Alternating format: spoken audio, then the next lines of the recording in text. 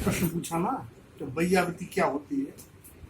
वैयावृत्ति का अर्थ है कोई भी प्राणी हो, मनुष्य हो, त्रियंच हो, नातेदार हो, ना हो, परिचित हो, अपरिचित हो, अगर उसके ऊपर संकट आया है तो उसकी संकट में मदद करके उसको जो है संकट से उबारना, सेवा करना, दीन दुखी की सेवा करना, वैयावृत्ति कहलाती है।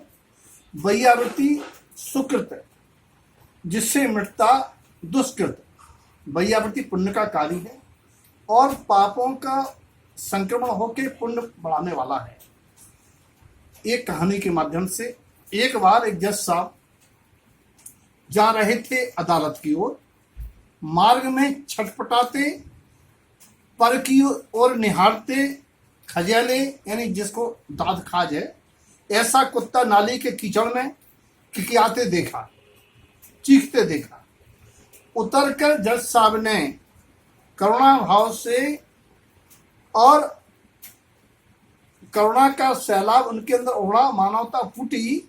अपने वस्त्रों को गंदा होने से बेखबर कुत्ते को बाहर निकाला। बाहर निकलकर कुत्ते ने जोर से सरी हिलाया। कीचड़ के छींटों से जज साहब का पूरा वस्त्र गंदे हो गए। वे घर नहीं लौटे, बगैर ऐसे ही चले गए अदालत में। लोग चकित हुए, लेकिन जज साहब के चेहरे पर अलौकिक आनंद, शांति का अनुभव हो रहा था। लोगों ने पूछा, उन्होंने सारा वृत्तांत बताया और कहा, आपने उस कुत्ते की बड़ी मदद की।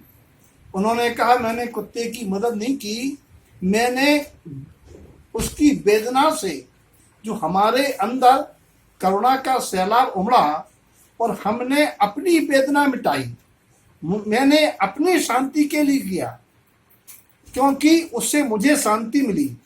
वास्तव में सज्जन लोग दूसरे की वेदना को देख के अपनी वेदना मिटाने के लिए ऐसा कार्य करते हैं। एक शेर है, अपने दिल में डूबकर पाले सुरागे जिंदगी, तू अगर मेरा नहीं बनता तो ना बन, अपना तो बन।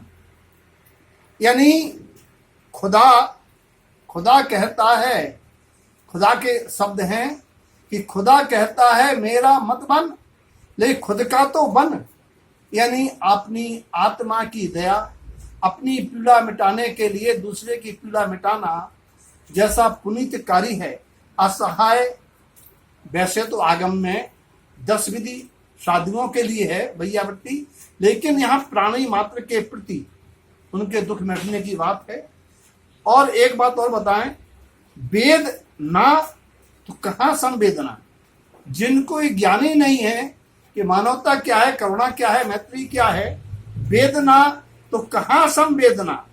जहां ना संवेदना वहां नहीं है निर्वेदना। जहां नहीं है निर्वेदना, वहां जहां नहीं निर्वेदना वहां होती है वेदना। हे आत्म, तुम करो सो संवेदना। इसलिए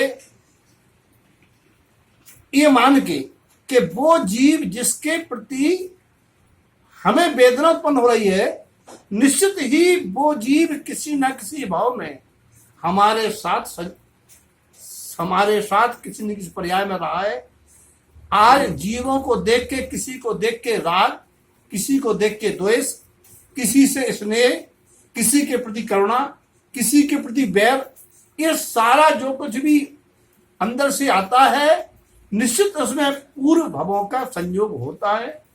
इसीलिए वर्तमान में अपनी भव यात्रा को कम करने के लिए मौका मिला है और अपन संवेदनशील बने, सहनशील बने। सहनशीलता, विवेक और धैर्य। और मुक्ति के मार्ग के लिए 2 शब्द कहेंगे, विषयों से मुख मोड़कर, मिथ्या मान्यताएं तोड़कर, निज से निज को जोड़कर, यही मुक्ति का मार्ग हो सकता है। और एक बात और बताएं, आज वर्तमान में हम किसी के दुख के, अगर सुख के कारण न बन सकें तो कम से कम दुख का कारण तो ना बने। हमारे व्यवहार से कोई डिप्रेशन में ना आए, हमारे व्यवहार से कोई कुमार्ग पर ना चले, हमारे व्यवहार से कोई निदान ना बांध ले।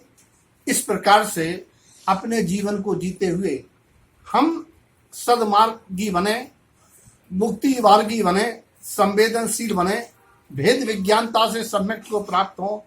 यही आज हमारा आपके प्रश्न के सापेक्ष संदेश है। जय तांत्रिक।